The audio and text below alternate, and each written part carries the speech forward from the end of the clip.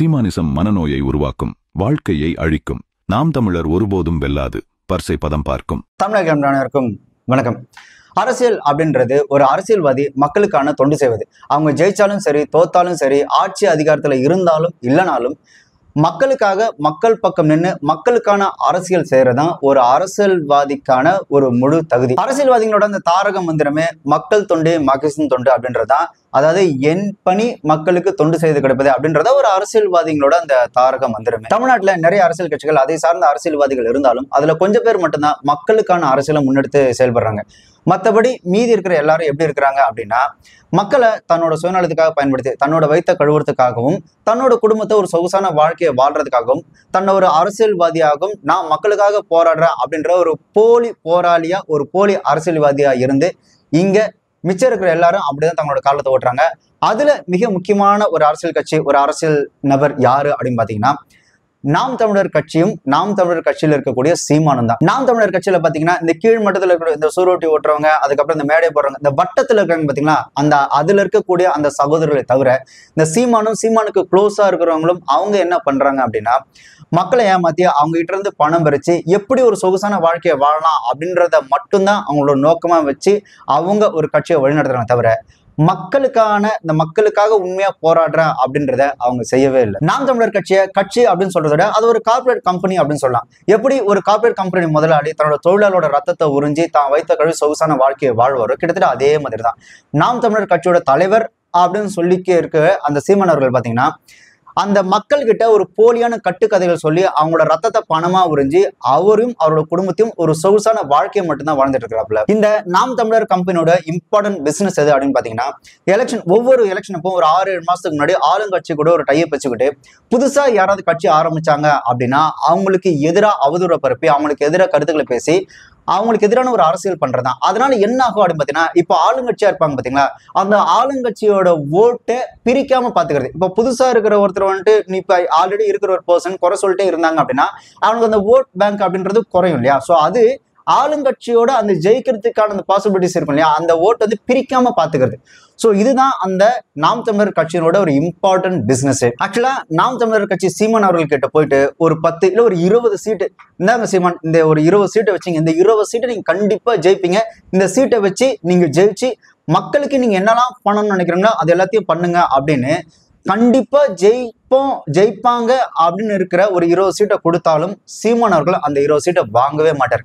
அப்படி அவர் அந்த 20 சீட்டை வாங்கிட்டாரு அப்படின்னா இப்போ அவர் செய்யற அந்த பிசினஸ் அப்படின்றது பாத்தீங்கன்னா அந்த புரோக்கரேஜ் பிசினஸ் பயங்கரமா பாதிக்கப்படும். அப்படின்னால ஜெயிக்கிறதுக்காக கொடுத்தா கூட அந்த ஒரு 10-20 சீட்டை கண்டிப்பா வாங்கவே மாட்டார். அதனாலதான் சீமான் அவர்கள் ஒவ்வொரு எலெக்ஷன்லையும், நீங்க அவரோட அந்த ரெக்கார்டு எடுத்து எலெக்ஷன் ரெக்கார்டு எடுத்து பாத்தீங்கன்னா உங்களுக்கு நல்லாவே தெரியும், ஒவ்வொரு எலெக்ஷனையும் எவனை எந்த தொகுதியில நிப்பாட்டுனா ஜெயிக்க மாட்டானோ, நல்லா அண்டர்ஸ்டாண்ட் பண்ணிக்கங்க, எவனை எந்த தொகுதியில நிப்பாட்டுனா ஜெயிக்க மாட்டானோ அவனை அந்த தொகுதியில நிப்பாட்டுறது. பொதுவா எல்லா கட்சியிலும் என்ன பண்ணுவாங்க, அதாவது அந்த தொகுதியில யார் நின்னா ஜெயிப்பாங்களோ அவங்களதான் அந்த தொகுதியில் நிப்பாட்டுவாங்க. ஆனா சீமான் அவரோட கட்சியில் அந்த நாம் தமிழர்கள் பாத்தீங்கன்னா அப்படி கிடையவே கிடையாது.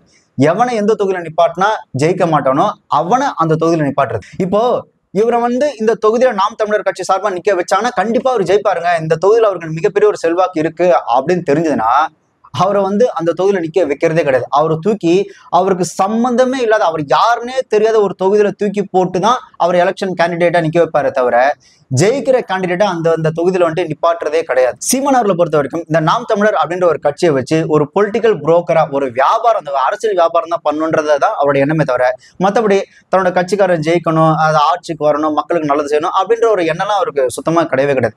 நீங்க நல்லா அந்த நாம் தமிழர் கட்சியில் இருக்கக்கூடிய அந்த கேண்டிடேட் எடுத்து பாத்தீங்கன்னா அந்த தொகுதியில அந்த மண்ணின் மைந்தனா இருக்கக்கூடியவனா அந்த தொகுதியில நிப்பாட்டுறதே கிடையாது. அந்த மண்ணுக்கும் அவனுக்கும் சம்பந்தமே இல்லாத வேற ஒருத்தனை கொண்டு அந்த தொகுதியில நிப்பாட்டி வாண்டடா அவனும் தோக்கடிக்க வைப்பாப்ல. அதே மாதிரி அந்த கட்சியில பாத்தீங்கன்னா பிஎட் படிச்சவன், எம்எட் படிச்சவன், பெரிய பெரிய டிகிரி படிச்சவன் கூட கட்சிக்காக, முக்கியமா பிரபாகரன் தலைவருக்காக அவன் உசுரை கொடுத்து வேலை செய்வான், ஒரு உணர்வு ரீதியா போஸ்டர் விட்டது எல்லா வேலையும் செய்வான். ஆனா அவனுக்கு அந்த எம்எல்ஏ கேண்டிடேட்டா அவனை நிக்க வைக்கிறதே கிடையாது. கட்சியில பாத்தீங்கன்னா திடீர்னு சம்மந்தமே இல்லாம ஒரு கட்சியில சேர்ந்து ஒரு 4-5 மாசம் தான் இருக்கும், அவனை தூக்கி இவன் தான் அந்த தொகுதி எம்எல்ஏ கேண்டிடேட் அப்படின்னு தூக்கி நிப்பாட்டுறப்பல. ஏன்னா அவன் அந்த கட்சிக்கு ஒரு பெரிய அமௌண்ட்டை டொனேட் பண்ணியிருப்பான். ஸோ ஒரு பெரிய அமௌண்ட்டை டொனேட் பண்ணதுக்கு அப்புறம் இவர் தான் அந்த தொகுதியோட எம்எல்ஏ, இவர் கீழே நீங்க வேலை செய்யுங்கன்னா அப்பவும் அந்த ஒரு தமிழர் அப்படின்ற ஒரு உணர்வு ரீதியா அப்பவும் அந்த கீழே இருக்கக்கூடிய உறுப்பினர்கள் பார்த்தீங்கன்னா போஸ்டர் ஒட்டி வேற வழியே இல்லாம வேலை செஞ்சுட்டு தான் இருப்பாங்க. இது அந்த கட்சியில இருக்கக்கூடிய அத்தனை பேருக்கும் தெரியும். ஏன்னா சீமான் அவர்களை பொறுத்த வரைக்கும் அந்த எலெக்ஷனை வச்சு ஒரு வியாபாரம் பண்ணி எப்படி காசு பார்க்கலாம் தான் பார்ப்பாரு தவிர, இந்த அரசியல் கட்சியை வச்சு ஒரு உணர்வு ரீதியான மக்களுக்கு ஒரு ஆட்சி அதிகாரத்தை கொண்டு வரணும்ன்ற எண்ணம் அவருக்கு சுத்தமா கிடையவே கிடையாது. இதுல இன்னொரு ஹைலைட் என்னன்னா, ஒரு சில இடங்களுக்கு பிரச்சாரத்துக்கு போகவே மாட்டாப்ல. ஏன்னா பொட்டி வாங்கியாச்சு, அந்த நேர்மையை காட்டணும் இல்லையா? அதனால ஒரு சில இடங்களுக்கு பிரச்சாரம் போவோம்ல, ஆப்போசிட்ல இருக்கவங்களையும் ஜெயிக்க வச்சிடாப்ல. இது அந்த கட்சியில இருக்க அத்தனை பேருக்குமே தெரியும். சோ இந்த நாம் தமிழர் அப்படின்ற ஒரு கட்சியை வச்சு சீமான் அவர்கள் என்ன பண்றாருன்னா, ஒரு புரோக்கர் பிசினஸ் தான் பண்ணிட்டு இருக்காரு. சோ இந்த நாம் தமிழர் அப்படின்ற அந்த கட்சியை வச்சு சீமான் அவர்கள் பாத்தீங்கன்னா ஒரு அரசியல் வியாபாரம் தான் பண்ணிட்டு இருக்காரு. சோ அவர் வந்து இந்த செந்தமிழன் சீமான் அப்படின்னு கூப்பிடுறத விட பொலிட்டிக்கல் புரோக்கர் சீமான் அப்படின்னு கூட்டா அவருக்கு பொருத்தமா இருக்கும். பொதுவான யாரையும் மரியாதை குறைவான பேசுறதே இல்லை. பட் இந்த ஆளை வந்துட்டு கேவலமா பேசினாலும் தகுதியான ஆள் தான். ஆக்சுவலா பொதுவா ஒரு கட்சி என்ன பண்ணும் அப்படின்னு பாத்தீங்கன்னா, முக்கியமா இந்த குட்டி குட்டி ஜாதி கட்சி மற்ற இதர கட்சிகள் என்ன பண்ணுவாங்க அப்படின்னா, தன்னோட அந்த ஒரு அரசியல் பலத்தை காமிச்சு, இந்த மாதிரி என்னோட மக்களுக்காக நாங்க ஏதாவது அரசியல் பண்ணணும்னு நினைக்கிறோம், ஸோ அதனால எங்களுக்கு ஒரு 2 சீட்டு கொடுங்க, அதே மாதிரி கொஞ்சம் பணமும் கொடுங்க அப்படின்னு ஒவ்வொரு எலெக்ஷன்லையும் அவங்க என்ன பண்ணுவாங்கன்னா 2 சீட்டு வாங்கி அந்த கட்சி தன்னோட ஜாதியோ தன்னோட கட்சியோ கண்டிப்பா ஜெயிக்கணுன்றதுக்காக அரும்பாடுபட்டு அந்த 2 சீட்டு வாங்கி கண்டிப்பா ஜெயிக்கிறதுக்கான வேலையை தான் பார்ப்பாங்க. ஆனா இந்த ஆள் அப்படி கிடையவே கிடையாது. இந்த ஆளோட பிசினஸ் அப்படியே ரிவர்ஸ் பிசினஸ். மற்றவங்களாம் ஜெயிக்கிறதுக்காக பணத்தை வாங்குறாங்க அப்படின்னா, இந்த ஆளு தோக்கிறதுக்காகவே பணத்தை வாங்கி வாண்டடா தோக்கக்கூடிய ஆளு. இல்லைன்னா 15 வருஷமா ஒரு எம்எல்ஏ கூட ஜெயிக்காம இருக்க முடியுமா? அதே மாதிரி இவரோட அந்த கேரக்டர் எப்படி அப்படின்னு பாத்தீங்கன்னா, இந்த ரஜினி முருகன் திரைப்படத்துல 7.5 முக்கான் சமுத்திரக்கனி ஒரு ரோல் பண்ணிருப்பாங்க, 7.5 முக்கான் அந்த கேரக்டர் தான் இவரு. எப்படின்னா, இவர் எப்பயுமே உயிரோட இருக்கவங்களை பத்தி பெருசா பேசுறதே கிடையாது. செத்து போயிருப்பாங்க பத்தில அவங்க தான் போயிட்டு உறவு கொண்டாடுறது. அவங்க வந்துட்டு எனக்கு அப்பா மாதிரி, அவங்க வந்து என்ன அம்மா மாதிரி, அவங்க எனக்கு அண்ணன் மாதிரி, அவங்க என் மாதிரி எவ்வளவு பாசம் வச்சாங்க தெரியுமா, அப்படி இப்படின்னு சொல்லுவாங்க. ஏன்னா அவங்க எழுந்து வந்து உண்மை சொல்ல போறதே கிடையாது. அதனால செத்து போன போட்டு உறவு கொண்டாடுறது. அப்படி உறவு கொண்டாடி அதுல ஒரு அமௌண்ட்டை பார்த்து அதுல ஒரு அந்த ஓட்டை எப்படி இது பண்ணலாம் அப்படின்ற மாதிரி அப்படி ஒரு 7.5 முக்க புத்தி கொண்டவர் தான் சீமான் அவர்கள். இனிமே இந்த தமிழ்நாட்டில் இருக்கக்கூடிய முக்கியமான புள்ளிகள், இந்த பெரிய பெரிய அரசியல்வாதி தலைவர்லாம் பார்த்தீங்கன்னா இறக்கிறதுக்கு முன்னாடி கண்டிப்பா எழுதி வச்சுட்டு தான் சாகணும். எனக்கும் சீமானுக்கும் எந்த விதமான சம்மந்தமும் இல்லை, நான் அவனை பார்த்ததாகவோ அவனுடன் உரிமையாக பழகியதாகவோ ஒரு நாள் தயவு செய்து மக்கள் யாரும் நம்ப வேண்டான்னு எழுதி வச்சுட்டு தான் சாகணும் போல. தனிப்பட்ட முறையில என் மேல பெரிய பேரன்பு கொண்டிருந்த ஒரு அண்ணன். அது என் மேல இருக்கிற அன்புல நாங்க ஆர்கே நகர்ல போட்டியிட போதெல்லாம் எங்க கட்சிக்கு இடைத்தேர்தல வந்து பரப்புரையெல்லாம் செய்தார். இது எதிர்பார்க்கல. மருத்துவமனையில இருக்கும்போது எனக்கு அழைச்சாரு, இந்த மாதிரி அண்ணனுக்கு உடம்பு முடியல, இந்த மருத்துவமனை இருக்குன்னு. நான் வெளியூர்ல இருந்தேன், வந்து பாக்குறேன்னு சொன்னேன். அதுக்குள்ள வேற மருத்துவமனைக்கு மாற்றல் ஆயிருக்குன்னு சொன்னாங்க. அப்புறம் திடீர்னு பார்த்தா இந்த மாதிரி செய்தி வருது, என்ன இல்லை இறந்துட்டாரு அப்படின்னு. அப்படி சொல்லாத சொல்றான்னா அவன் எவ்வளவு பெரிய அயோக்கியனா இருப்பான். அதாவது அதான் மறைஞ்சி திரியிறானு, ஒளிஞ்சி திரியிறான். அவனை கோர்ட்ல நிக்க வச்சா 4 அடி கொடுப்பாங்க. அந்த சீமானு கூட அவெல்லாம் ஒரு பொறுக்கி. அதே மாதிரி தமிழ்நாட்டுல யாரு கட்சி ஆரம்பிச்சாலும் எங்க நம்மளோட அந்த ஓட் பேங்க் வந்து அடி வாங்குமோ, அதை வச்சு நம்மளால அரசியல் பண்ண முடியாம போயிடுமோ அப்படின்ற பயத்துல தமிழ்நாட்டுல யார் கட்சி ஆரம்பிச்சாலும் அவங்கள போட்டு வெறிநாய் மாதிரி கடிச்சு குதறது. விஜயகாந்த் கட்சி ஆரம்பிக்கும் போது அவரை வந்து கடிச்சு குதறனா. விஜயகாந்தை முதலமைச்சராக ஒரு கூட்டணி ஓட்டு கிடைச்சிடறான். லூசு பயலுக. அந்த கூட்டணிக்குள்ள இருக்கிற நல்ல கண்ணுக்கு கால் கட்ட மயிரளவுக்கு பெறுவானடா விஜயகாந்த். காலு கட்ட மயிரளவு. திருமாவளவனுடைய போராட்டத்திற்கும் ஈகத்திற்கும் ஒரு துளி அளவு பெறுவானா விஜயகாந்த்? முதலமைச்சருக்கு எத்தனை எழுத்துன்னு சொல்ல சொல்லு, பதவியை கொடுத்துருவோம். விஜயகாந்தா முதலமைச்சர் ஆக்கிரணும்னா ஆந்திராவில் ஆகு, தெலுங்கானால போய் ஆயிக்க, ஏன் ஊர்ல உனக்கு என்ன? அவர் வந்து கிங் மேக்கரா அப்படின்னு கேட்கிறாரு. நான் கிங் மேக்கரான்னு. அவர் கிங்கும் இல்ல கிங் மேக்கரும் இல்ல, அவர் ஒரு ஜோக்கர் அவரு. அதே மாதிரி ரஜினி கட்சி ஆரம்பிக்கும் போது அவரை வந்து கடிச்சு குதறினாப்ல. ஒரு ரஜினிகாந்த் திடீர்னு வந்து சமூக விரோதி, என்னை தான் சொல்றாரு, சமூக விரோதிகள் ஊடுருவி விட்டார்கள். நீ தலையில தண்ணி விடி ஒரு படம் ஓடாது. சொற்ற போட்டு இமயமலைக்கு போறதை விட்டுவிட்டு இந்த வேலை உங்களுக்கு வேண்டாம் நம்ம சொன்னா கேட்கறது இல்ல. நான் வருவேன். ஒரு வெற்றிடம் இருக்கிறது, சுடுகாட்டுல கூட நிறைய வெற்றிடம் இருக்குது. ரஜினி கட்சி ஆரம்பிக்கும் போது அவருக்கு வந்து ராகவா லாரன்ஸ் சப்போர்ட் பண்றாருன்றதுக்காகவே ராகவா லாரன்ஸ் போய் கடிச்சு குதறினாப்ல. ராகவா லாரன்ஸ் ஹிப்ஹாப் பாதிலாம் இந்த என்ன சொல்றது, இந்த மெரினால அந்த ஜல்லிக்கட்டு போராட்டத்துக்கு கூடும்போது அந்த ஹிப்ஹாப் பாதி, அதாவது அரசியல் கட்சி ஆரம்பிக்கிறதுன்னு தவிர்த்து ஒரு தனிப்பட்ட மனிதனுக்கு ஒரு கூட்டம் கூடுனாலே அந்த ஆளுக்கு பொறுக்காது. அதனாலதான் ராகவா லாரன்ஸ் நிறைய நல்லது பண்ணி அவருக்கு ஒரு பெரிய கூட்டம் இருக்கு அப்படின்னு தெரிஞ்சவொடனே ராகவா லாரன்ஸ் கடிச்சு குதறது. ராகவேந்திர லாரன்ஸ் பேட்டியில சொல்றாரு, மாணவர்கள் நாங்கள் போராடும் போது நீங்க எந்த கல்லூரி மாணவர்கள், வேலை நாங்கள்லாம் மாணவர், உனக்கு என்னங்க வேலை? ஒரு போராட்டத்தில் புரட்சியில் லஞ்சம் கொடுத்து செய்து கொண்ட ஒரு போராட்டக்காரன் நீங்க பாத்திருக்கியா? ஒரு தொழில வியாபாரத்துல பங்கு சேர்ந்துக்குருவான், 1 கோடி தரையை நீ சேர்த்துக்கிட்டு. புரட்சியில போராட்டத்துல 1 கோடி கொடுத்து போராட்டத்தில் சேர்ந்துக்கிட்ட ஒரு வீரனை நான் இப்பதான் பாக்குறேன். 1 கோடி கொடுக்குறேன், என்னையும் ஆட்டத்தில் சேர்த்துக்கிறியாடா? டே, என்னையும் சேர்த்துக்கிறியா? யார்கிட்ட கொடுத்திய? உங்கள் மனைவியின் நகையை அடமான வச்சிய. அடமான வச்சு பணத்தை யார்கிட்ட கொண்டாந்து கொடுத்திய? ஹிப்பாபாதிக்கு ஒரு யங்ஸ்டர் ஒரு ஃபேன் பேஸ் கூட்டம் கொடுத்தோன்னே ஹிப்பாபாதியை கடிச்சு குதறது. நீங்க அன்பு தம்பி ஹிப்பாப் தமிழன் சொல்றாரு, நான் ஒரு பாட்டை போட்டு இந்த எழுச்சியை உண்டு பண்ணிட்டேங்கிறாரு. இந்த நூற்றாண்டுல இதை விட நகைச்சுவே நான் பார்த்ததே கிடையாது. உச்சி மீது வானிடிந்து வீழுகின்ற போதிலும் அச்சமில்லை, அச்சமில்லை, அச்சம் என்பது இல்லையே என்று எங்கள் பாட்டன் பாரதி பாடிய போது வராத எழுச்சி, திடீர்னு தம்பி ஒரு பாட்டை போட்டு ஹிப்ஹாப் தமிழா அப்படின்னு அவர் ஒரு பாட்டை போட்டு அவர் திடீர்னு தேசத்துறை இந்திய உளவுத்துறை அதிகாரி மாதிரி தேசத்துறை வந்துட்டாரு, அவர் வந்துட்டாரு, இவர் வந்துட்டாருன்ட்டு போயிட்டாரு. அந்த ஒரு பாட்டுக்கு கொண்டாடிய தமிழ் சமூகம் நீ தலைகளான்னு எந்த பாட்டு போட்டாலும் உன்னை கேட்காது,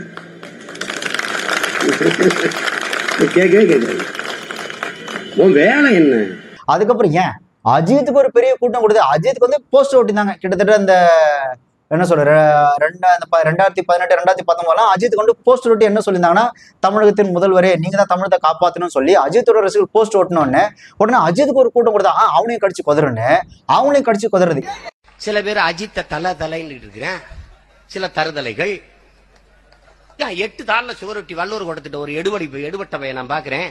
கடவுளே வா காத்திருக்கிறது தமிழ்நாடு சட்டமன்றம், நாங்கெல்லாம் அதை கூட்டி பெருக்கி வாசல்ல முறவாசி செஞ்சு உட்காந்துக்கோண்டா நாய் நாய் அயோக்கிய பேருங்களா?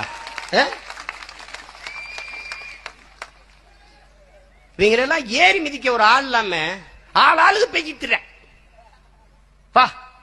போய் கத்துறது, உணர்ச்சி வசப்படுறது, கூச்ச போடுறது, அப்படியே பூட்டிக்கிட்டு உள்ள தீ வச்சு கொளுத்தி விட்டு போன அயோக்கிய பேர் எல்லா பேரும்.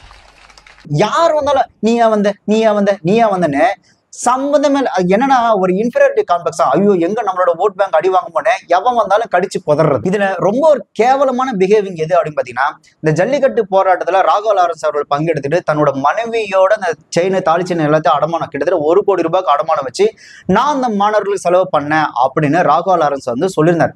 உடனே சீமான் மேடை போட்டு 1 கோடி ரூபாய் செலவு பண்ணீங்களா, அந்த 1 கோடி ரூபாய் யார்கிட்ட கொடுத்தீங்க, உங்க மனைவியோட தாலி அடமானம் வச்சு அந்த 1 கோடி ரூபாய் யார்கிட்ட கொடுத்தீங்கன்னு மேடை ஏறி கேவலமா பேசிட்டு இருக்கிறான். ஒரு போராட்டத்தில் புரட்சியில் லஞ்சம் கொடுத்து செய்து கொண்ட ஒரு போராட்டக்காரன் நீங்க பாத்திருக்கியா? ஒரு தொழில வியாபாரத்துல பங்கு சேர்ந்துக்குருவான், 1 கோடி தரையை நீ சேர்த்துக்கிட்டு.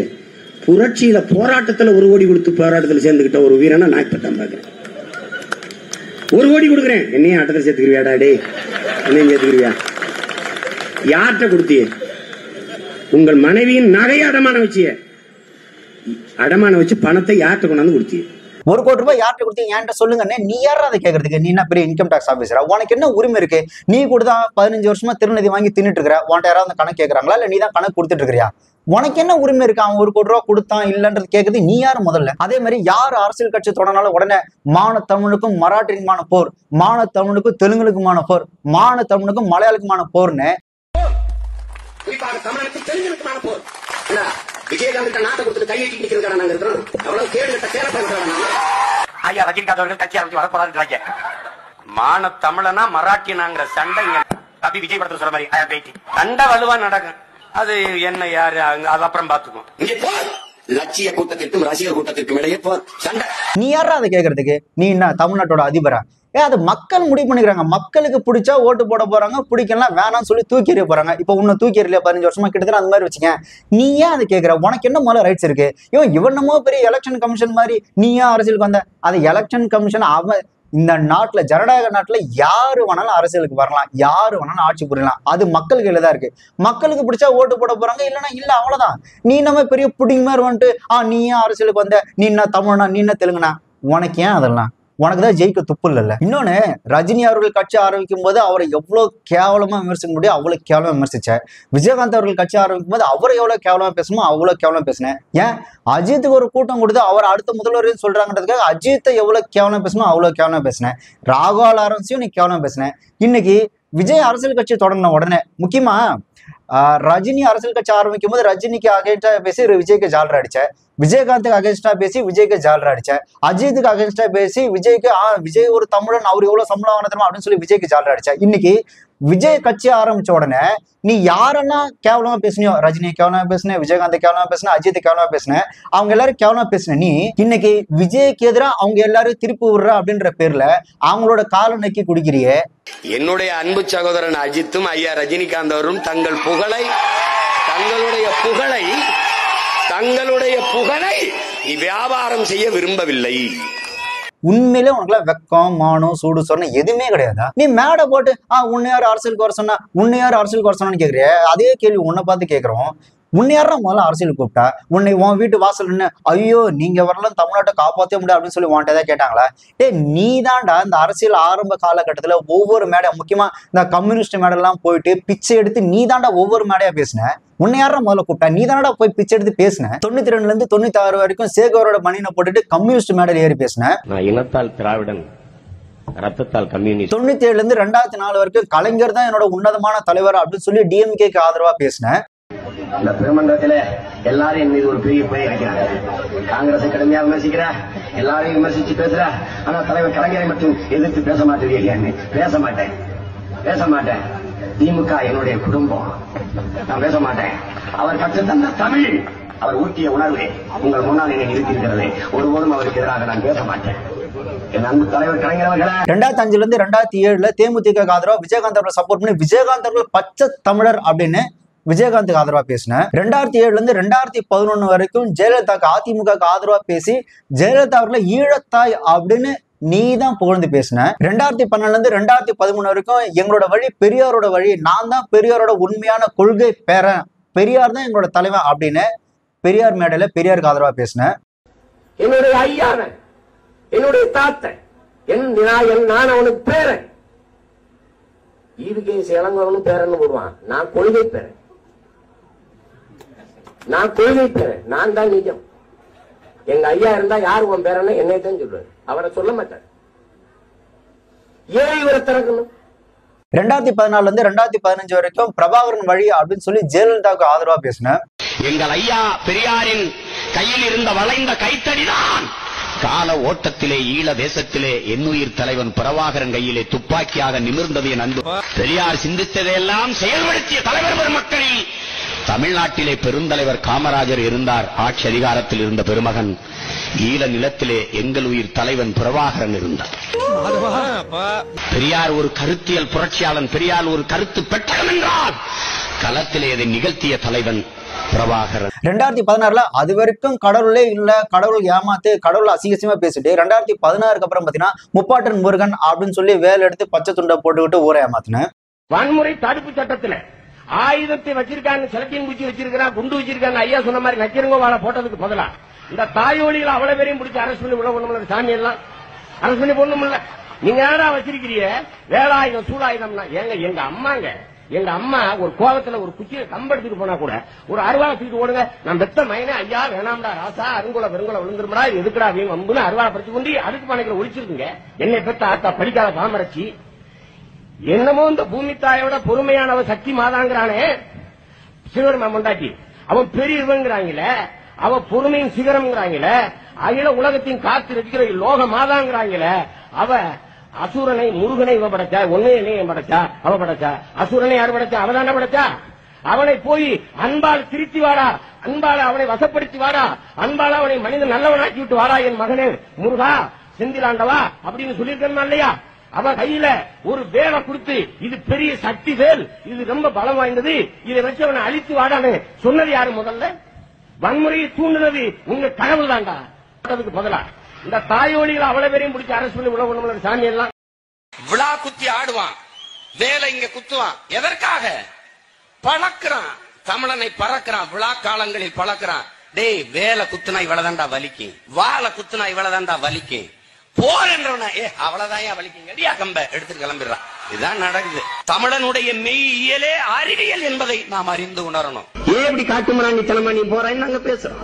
அழகு குத்துற என் அருமை பெருமக்களை, 2 தாரைக்கு இடையில் இருக்கிற மெல்லிய சதை பகுதியிலேயே குத்துறீங்களே, நீ உண்மையிலேயே மிகச்சிறந்த பக்திமானாக இருந்தால் அதே பக்தியினால நீ ஒரு அங்க மேலே ஏற்றி குத்து நான் பாத்துக்கிறேன். உன்னால முடியுமா? முடியாது, முடியாது, செய்ய மாட்டேன். செத்து போய் வாங்கி உனக்கு தெரியும். தீ மிதிக்கிறியே, நீ மிகச்சிறந்த பக்திமானாக இருந்தால், சரியான பக்திமானாக இருந்தால், நீ அடுப்பு கறியை எடுத்துட்டு நான் பழுக்க காய்ச்சல 10 கம்பியை குறுக்க போடுறேன்டா, நடந்து போயிடா நீ. உங்க அப்பா அன்னையிலிருந்து நான் ஜாமீன் போடுறேன்டா. அன்னையிலிருந்து இனிமே நான் அந்த கருப்பு சட்டை போறது. இந்த கிருஷ்ணன் பையன் யாரு தெரியுமா? கிருஷ்ணன். அந்த பெண்கள் எல்லாம் ஆடு மேய்க்கிற இடையர் குல பெண்கள் எல்லாம் ஒரு குளத்துல குளிச்சுக்கிட்டு இருந்தாங்க. இந்த பொறிக்கு நாய் ஓடி போய் அந்த பிள்ளையை கழிச்சு இந்த துணிமணிகளாம் எடுத்துக்கிட்டு மரத்துல உட்காந்து இந்த பிள்ளைய உடைய கலாண்டு போயிட்டான கிருஷ்ணானா, கிருஷ்ணா குடுத்துருன்ட்டு மார்பகங்களை இப்படி மறைச்சுக்கிட்டு இப்படி பக்கவாட்டிலேயே நடந்து போகுது அந்த பிள்ளை. அவன் சொல்றான் பாருங்க, எவ்வளவு கண்ணியமிக்க கடவுள், 2 கையும் நீங்க ஏந்தி கேட்டாத்தான் தருவீங்க. உண்மையிலேயே நல்ல மான ரோசம் உள்ள தாய்மார்களா இருந்தா நாளையில இருந்து நீங்க கிருஷ்ணனுக்கோ கண்ணனுக்கோ கோயிலுக்கு கூப்பிடுங்க. உண்மையிலேயே அவனெல்லாம் ஈவ்டீசிங்ல உள்ளதுக்கு போட்டு செருப்பு கட்டி அடிக்கணும். நாய, இந்த நாய பொம்பளை பிள்ளைகளை பார்த்தாலே ஈவ்டீசிங்கிறான். இவன் இவ்வளவு சேட்டை செஞ்சிருக்கான் அந்த பொறிக்கு நாய், இவனை கடவுள்னு கும்பிடுன்ற.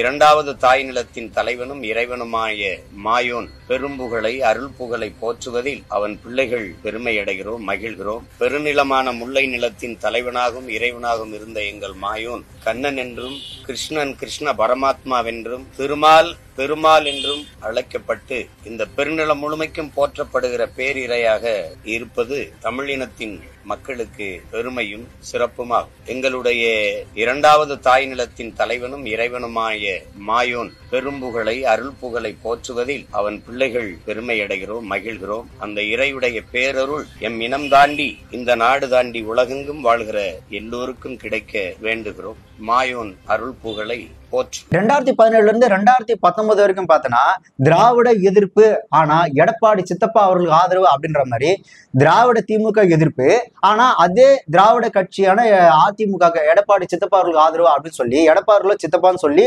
அந்த மாதிரி மேடை ஏறியா மாத்தின. ஒவ்வொரு எலெக்ஷனையும் ஒவ்வொரு கட்சியோட மேடை ஏறி ஒவ்வொரு கொள்கையை ஒவ்வொரு தடவையும் கொள்கையை மாத்திக்கிட்டு பணத்துக்கு ஏற்ற மாதிரி பச்சோந்தி மாதிரி மாறிட்டு இருக்கிற நீ மத்தவங்க கேள்வி கேட்கறியா? 2017 இருந்து 2019 வரைக்கும் எடப்பாடி அவர்களுக்கு ஆதரவா கொடுக்குறா அப்படின்ற பேர்ல தூத்துக்குடியில 13 பேர் சுட்டுக் கொல்லப்பட்டதுக்கும் சித்தப்பா எடப்பாடி அவர்களுக்கும் எந்த விதமான ஒரு சம்பந்தமே கிடையாது. அப்படி சுடப்பட்டது துணை வட்டாட்சியரோட அவரோட அந்த தூண்டுதல் பேர் தான் சுடப்பட்டதை தவிர எடப்பாடி சித்தப்பா அவர்களுக்கும் இந்த ஆட்சிக்கும் அந்த கட்சிக்கும் எந்த சம்பந்தமும் கிடையாதுன்னு பேசின ஒரு கேவலமான ஒரு பச்சோந்தி தானடா நீ. இவ்வளவு ஏன் இந்த பொள்ளாச்சி இந்த ரேப் கேஸ் இஷ்யூ நடந்ததுல அதை பத்தி ஒரு போராட்டமோ ஒரு பெருங்கூட்டமோ இந்த ஆள் எங்கேயுமே போடவே இல்லை. சின்னதா ஒரு அறிக்கையை மட்டும் கொடுத்து சிம்பிளா முடிச்சிட்டாப்ல. ஏன்னா அது அவங்களோட சித்தப்பா எடப்பாடியோட ஆட்சி அப்படின்றதுனால. இதை விட கேவலமான ஒரு விஷயம் என்ன தெரியுமா? இந்த தூத்துக்குடி கலவரத்துல அந்த இறந்ததுக்கு அப்புறம் அங்க வந்துட்டு அருணா ஜெகதீசன் கமிஷன் அப்படின்னு ஒண்ணு வச்சு ஒரு விசாரணை கமிஷன் நடந்தது. அந்த விசாரணை கமிஷன்ல இந்த மாதிரி நாம் தமிழர் கட்சி சார்பா இந்த மாதிரி இத்தனை பேர்லாம் போராடி இருக்கிறாங்க அப்படின்னு சொல்லி இந்த நாம் தமிழர் கட்சி தலைவர் சீமான் தான் இல்லையா, ஸோ அவரை கூப்பிட்டு விசாரிக்கும் போது அங்க சீமான் அவர்கள் என்ன சொல்லிட்டாரு அப்படின்னா, ஐயோ நம்மள எங்க வம்புல மாட்டி விட்டுற போறாங்களோ அப்படின்னு இந்த போராட்டத்தை இந்த மாதிரி அந்த இளைஞர்கள் போராடினாங்களா நாம் தமிழர் கட்சி சார்பா, அவங்க போராடினதுக்கும் எங்களுக்கும் எந்த விதமான சம்பந்தமும் கிடையாது. நாங்க இந்த போராட்டத்தை முன்னெடுக்கவே இல்லை. இவங்க போராடினதுக்கும் எங்களுக்கும் சம்மந்தமே கிடையாது. இது ஒரு தனிநபர் போராட்டம் தானே தவிர அதுக்கும் கட்சிக்கும் எந்த சம்மந்தமும் இல்லை அப்படின்னு அருணா ஜெகதீசன் கமிஷன்ல வாக்குமூலம் கொடுத்தவன் தான் இந்த சீமான். இது வந்து ஒரு சின்ன உதாரணம் தான். இந்த சீமான் அவர்கள் மேடையில பேசுற நம்பி இந்த சீமான் அந்த கட்சியில இருக்கிற அந்த தம்பிகள் என்ன பண்ணுவாங்க அப்படின்னா, இவரு இவ்வளவு ஆக்ரோஷமா பேசுறாரு, நம்ம வந்துட்டு களத்துல இறங்கி போறாளா அப்படின்னு சொல்லி இவனுங்க களத்துல இறங்கி போராடி ஜெயிலுக்கு கேஸ் வாங்கிட்டு போயிடுவாங்க. சீமான் என்ன பண்ணுவாரு அப்படின்னா, அவங்க அந்த ஜெயிலுக்கு போனாங்களா அதை வச்சு திருநிதியை போட்டு வசூல் வேட்டை நடத்தி சம்பாதிச்சுட்டு போயிட்டு அந்த இவங்களை நம்பி இந்த களத்துல இறங்கி போராடி ஜெயிலுக்கு போன மாதிரி கேஸ் வாங்கின பாரு அவங்களாம் கண்டுக்கிறதே கிடையாது. ஏன்னா இவரு அவங்கள வச்சு ஒரு பணம் சம்பாதிச்சுட்டு போயிட்டே இருப்பாப்ல. இப்படிதான் 2016 காவிரி பிரச்சனைக்காக சென்னையில நாம் தமிழர் கட்சி சார்பா ஒரு ஊர்வலம் நடந்தது. அதுல விக்னேஷ் அப்படின்ற ஒரு சகோதரர் பாத்தீங்கன்னா ஆர்வத்தின் மிகுதியா தீ குளிச்சு இறந்து போயிட்டார். அந்த இறந்து போன விக்னேஷ் அவர்களுக்கு மணிமண்டபம் கட்டுறோம் அப்படின்னு சொல்லி புலம்பெயர் தமிழர்கள்கிட்ட இருந்து, முக்கியமா வெளிநாட்டு தமிழர்கள்கிட்ட இருந்து ஃபண்டை கலெக்ஷன் பண்ணி இவனுங்களே ஆட்டை போட்டானுங்க. அதை அவங்க அம்மா கிட்ட கொடுக்கவே இல்லை. அவர் வந்து நினைவு மண்டபம் கட்டுறேன்னு சொல்லி வெளிநாடுகளில் பணம் வாங்கி அவங்களுக்குள்ள பிரிச்சுக்கிட்டாங்களே தவிர அவனுக்கு மணிமண்டபம் கட்டல. அதே மாதிரி விக்னேஷ் அவர்களுக்கு மன்னார்குடியில வீர வணக்கம் அப்படின்னு ஒண்ணு செலுத்தி வீர வணக்கம் செலுத்தின அந்த டைம்லயே பாத்தீங்கன்னா 10 லட்ச ரூபாய் செக் வந்துட்டு விக்னேஷ் அவங்க அம்மாக்கு கொடுத்துருக்காங்க. ஆனா டிமான்டேஷன் ஒரு காரணமா காட்டி எங்களால அந்த காசை கொடுக்க முடியல அப்படின்னு அந்த மன்னார்குடி வீரவனத்தில் 10 லட்சம் செக் கொடுத்தாங்க பாருங்க, அந்த காசையும் கொடுக்கவே இல்லை. விக்னேஷ் அந்த கட்சி அவன் உயிர் தியாகம் செய்ததுக்கு பிறகு 3வது மாதம் மன்னார்குடியில் ஒரு வீரவணக்க பொதுக்கூட்டம் நடத்தினாங்க. அதுக்கு சீமான் வந்தபோது ஒரு 10 லட்ச ரூபாய்க்கு செக் ஒன்று எழுதி எங்கள்கிட்ட கொடுத்துட்டு நவம்பர் 8 பண மதிப்பிழப்பு நடவடிக்கையில் நஷ்டமாயிடுச்சு, நாங்கள் பிறகு செய்கிறோமா அப்படின்னு சொல்லிட்டு போனாங்க. அதுக்கப்புறம் அவங்க எங்களுக்கு எதுவும் செய்யலை. ஆனால் ஏதாவது பரவாயில்ல, விக்னேஷ் அவங்க அம்மாவுக்கு பார்த்தீங்கன்னா அந்த கண்ணில் ஏதோ பிரச்சனை அப்படின்னு சொல்லி ஆப்ரேஷன் பண்ணணும்னு இவங்க ரகசியமாக சீமான் கிட்டையும் அவங்க கூட ஒரு அல்லக்கு ஒருத்தரப்பா 2வது வருஷம் சேர்ந்து அவங்ககிட்டயும் சொல்லியிருக்கிறாங்க. இவனுங்க என்ன பண்ணிட்டானுங்க அப்படின்னா, இந்த மாதிரி விக்னேஷ் அவங்க அம்மாவுக்கு ஆப்ரேஷன் பண்ணணும்னு இந்த முகநூல்ல போஸ்ட் போட்டு அதுக்கு ஒரு ஃபண்டை கலெக்ஷன் பண்ணி அதையும் இவனுங்க ஆட்டையை போட்டானுங்க. வெளிநாட்டுல இருந்து கேட்டாங்க, அம்மா தம்பி இறந்து கொஞ்ச நாள் தான் ஆகுது, அதுக்குள்ள உங்களுக்கு கண்ணில் அறுவை சிகிச்சைன்னு சொல்லி கேள்விப்பட்டோம், என்ன பண்ணுது, எந்த டாக்டர்கிட்ட காமிக்கிறீங்க, பண உதவி கேட்டிருக்காங்களே அப்படின்னு. அப்போ எனக்கு ரொம்ப பிள்ளையை இழந்த வேதனையை விட இது மிகுந்த வேதனையை கொடுத்தது. நம்ம மருத்துவமனைக்கே போகலை, கண்ணில் பிரச்சனை இருக்கிறது உண்மைதான், ஆனால் அதுக்காக மருத்துவமனைக்கு போகாமலேயே எனக்கு அறுவை சிகிச்சைன்னு யார் முடிவு பண்ணது அப்படின்ற அந்த வேகம்லாம் இருந்தது. அதை விட்டு நாங்கள் வெளியில் இவங்க கூட பயணிக்கிறது இனி நல்லதில்லை அப்படின்னு சொல்லிட்டு தான் வெளியில் வந்தோம். இந்த பிரச்சனை இந்த விக்னேஷ் அவங்க அம்மாவுக்கு தெரிஞ்சோன்னா அவங்க ஒரு ப்ரெஸ் மீட் மாதிரி வச்சு இந்த மாதிரி மணிமண்டபம் கட்டுறோம்னு சொல்லி காசு கலெக்ட் பண்ணி ஏமாத்திருக்கிறாங்க. அதே மாதிரி அந்த 10 லட்சம் செக் கொடுத்தாங்களே அந்த காசும் அவங்க தரவே இல்லை. அதை விட முக்கியமா எனக்கு இந்த கண்ணில் ஆப்ரேஷன் பண்ணணும் அப்படின்னு சொல்லி அதையும் எனக்கே தெரியாம அவங்களாம் போஸ்ட்லாம் போட்டு காசு கலெக்ட் பண்ணி அவங்களே செலவு பண்ணிட்டாங்க. அதுக்கும் எனக்கு எந்த சம்மந்தமும் இல்லை. இதை நான் ஏன் சொல்றேன் அப்படின்னா, இந்த மாதிரி புலம்பெயர் தமிழர்கள் வெளிநாட்டு வாழ் தமிழர்கள்லாம் ஃபோன் பண்ணி கேட்குறாங்க, இந்த மாதிரி நீங்கள் கண் ஆப்ரேஷன் காசு அமிச்சமே ஆப்ரேஷன் நல்லபடியாக முடிஞ்சான்னு சொல்லி என்னை கேட்டாங்க. எனக்கே அப்போதான் தெரியும் என்னோட அந்த கண் ஆப்ரேஷன் அப்படின்ற ஒரு காரணத்தை வச்சு இவங்க ஒரு பெரிய வசூலை நிதியாக திரட்டி இவங்களே எடுத்துக்கிட்டாங்கன்றது எனக்கு அப்போதான் தெரியும் அப்படின்னு அவங்க ப்ரெஸ் மீட்ல ஓப்பனாக சொன்னாங்க. அதுக்கு கீழே இந்த நாம் தமிழர் தும்பிகள் போட்டு என்ன கமெண்ட் பண்ணுறாங்கன்னா, அம்மா ஏன் இப்படிலாம் பேசுறீங்க, உங்களுக்கு பின்னாடி யார் இருக்காங்க, உங்களை யாரோ தூண்டி விடுறாங்க. ஏண்டா ஒரு அம்மா அவங்களோட பையனோட பேரை சொல்லி ஏமாத்தி இந்த மாதிரி எங்களை ஏமாத்துறாங்க அப்படின்னு சொல்லி ஒரு ஆதங்கத்துல பேசினா உங்களை யாரு இந்த மாதிரி தூண்டிட்டு பேசுறாங்க சொல்றியே, நீலாம் உண்மையிலே மனுஷ ஜென்மம் தானே. நாங்க எதிர்பார்க்கல. அவங்களா சொன்னது விக்னேஷ்க்கு அதாவது 30லேருந்து 40 லட்சத்துக்குள்ள ஒரு இடத்த பாருங்க, முதல்ல இடத்த வாங்குவோம், அதுக்கப்புறம் மணிமண்டபமும் வீடும் கட்டுவோம்னு சொன்னது அவங்க. நாங்க எதுவுமே எந்த நிபந்தனையும் நாங்க அவங்கள்ட்ட வைக்கவே கிடையாது. அவங்களாவே சொன்னாங்க எல்லாம் பண்றோன்னு, அவங்களாவே செய்யவும் இல்லை. அது நாங்களும் அதோட விட்டுட்டோம். அதுக்கு பிறகு இன்னும் தவறான விமர்சனங்கள் கூட வருது. அதாவது நாங்கள் விக்னேஷுக்கு பிறகு நாங்கள் பெற்றோர்கள் அந்த கட்சியில் போய் நாங்கள் ஏதோ உறுப்பினராக இருந்தது மாதிரியும் மிகப்பெரிய ஒரு பொறுப்பில் இருந்தோம், குடுக்கல் வாங்கல் பிரச்சனையில் தான் நாங்கள் வெளியில் வந்துட்டோம் அப்படிங்கிற மாதிரி தவறான சித்தரிப்புகள் நிறைய போயிட்டுருக்கு. அது ரொம்ப பிள்ளையை இழந்ததை விட மிகப்பெரிய எங்களுக்கு வலியை கொடுக்குது. இன்றைக்கி இந்த ஊடக அன்பர்கள் எப்படியாவது எல்லாருக்கும் இந்த கருத்தை நீங்கள் அவசியம் கொண்டு சேர்க்கணும். நாங்கள் அந்த கட்சியில் உறுப்பினரும் இல்லை, ஒன்றும் இல்லை, பொறுப்புலையும் கிடையாது. காவிரி மேலாண்மை வாரியம் அமைக்கிற வரைக்கும் நாங்கள் உங்கள் கூட பயணிப்போம்னு சொல்லிட்டு தான் நாங்கள் பயணிச்சோமே தவிர எங்களுக்கு அது ஒரு கடமையாக நினச்சி போனோம். நாங்கள் கட்சியில் இருக்கணும், நாங்கள் எந்த கட்சியில் இன்றைக்கும் நாங்கள் ஒரு இந்த நாட்டினுடைய ஒரு சாதாரண பிரஜையை நாங்கள் பதிவு பண்ணுறோம். எனக்கு அதாவது அம்மாவுக்கு கண்ணில் அறுவை சிகிச்சை பண உதவி வேணும் இப்படிலாம் தவறான பதிவுகள்லாம் போட்டு இப்போ எங்களை விக்னேஷனுடைய பெற்றோரை நாங்கள் பார்த்துக்குறோம் அப்படின்னு சொல்லி இளைஞர்களுக்கு பணம் பறிக்கிறது எங்களுக்கு பிடிக்காத ஒன்று.